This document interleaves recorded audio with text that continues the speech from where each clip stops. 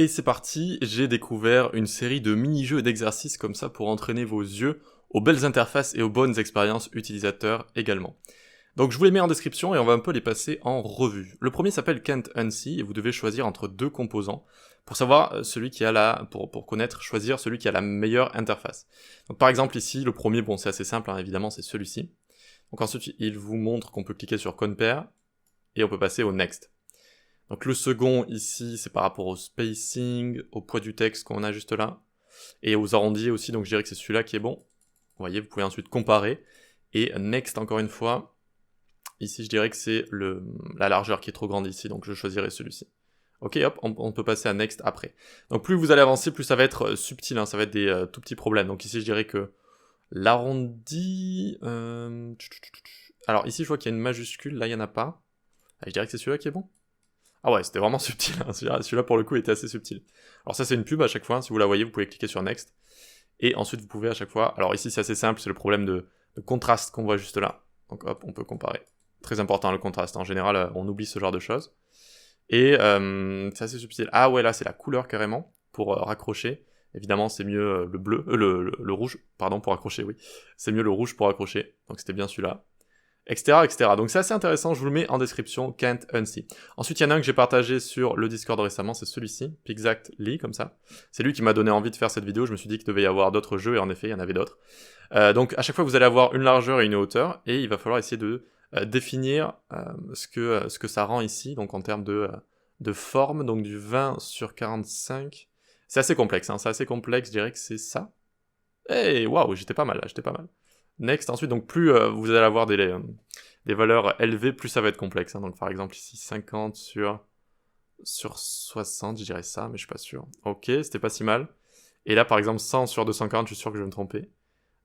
Donc on va avoir 100, quelque chose comme ça, sur 240. Vous voyez, par exemple, je me suis trompé.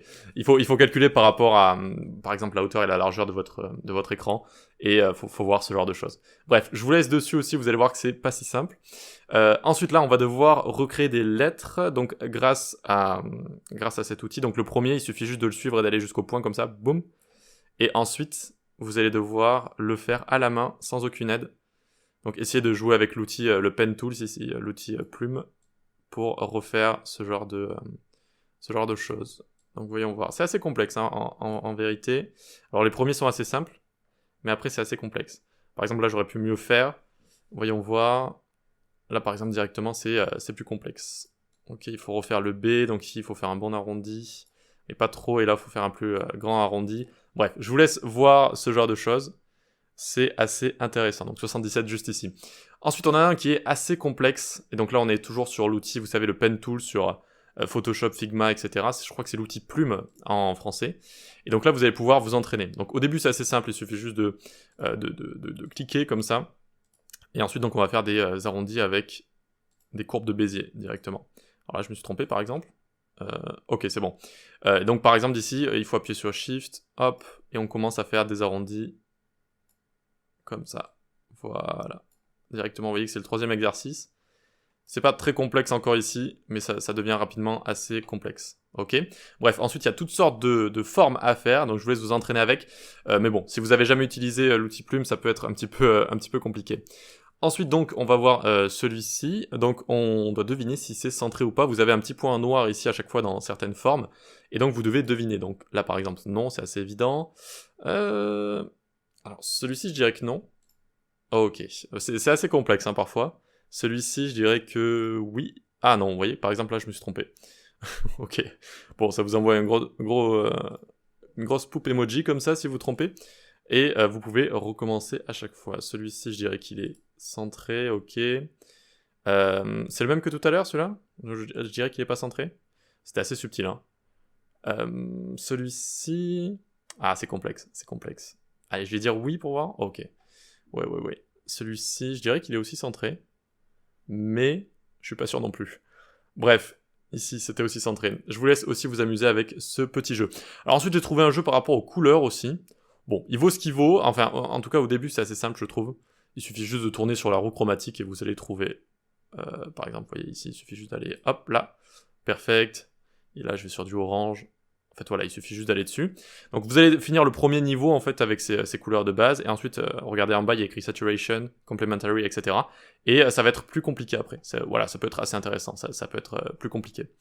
Donc là, vous avez le kerning. Alors, le kerning, c'est lorsque vous avez créé une police d'écriture, un ensemble de lettres, de caractères, eh bien, il faut gérer l'espace qu'il va y avoir entre ces caractères. Voilà, ça s'appelle le kerning, et je suis très mauvais à ce jeu, je vous le dis déjà.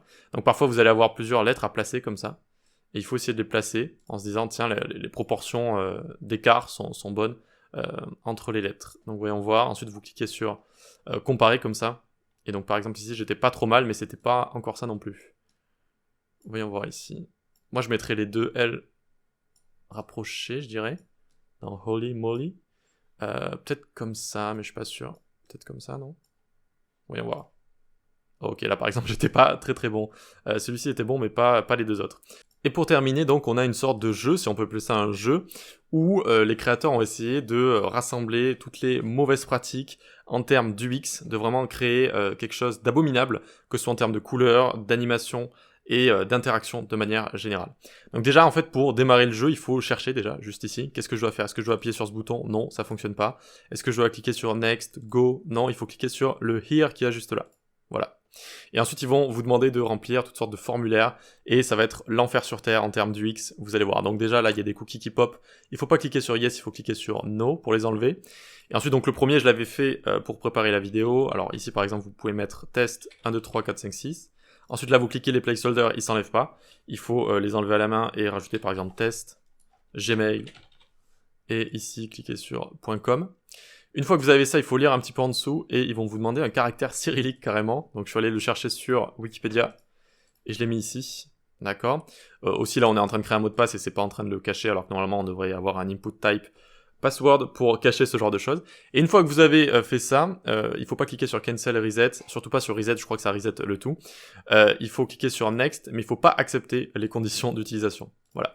Donc ça, c'était le premier, il était encore relativement simple par rapport aux autres, donc je vous laisse vous arracher les cheveux si vous voulez tester les autres juste ici. Donc ça vous montre à quel point eh bien, l'expérience utilisateur est très très importante. Là par exemple, il y a une modale qui pop, donc il faut pas cliquer sur ça.